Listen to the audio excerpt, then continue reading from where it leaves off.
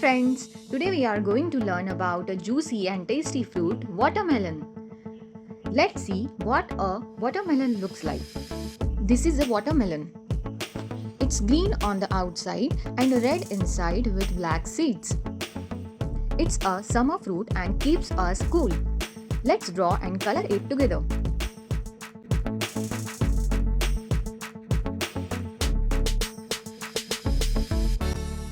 First, draw a big half circle like a smile. That's the slice of our watermelon.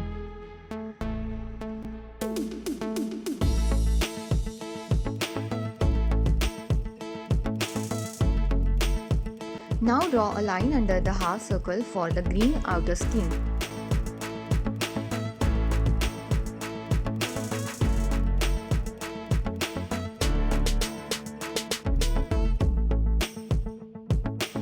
Then add some tiny black seeds inside the red part.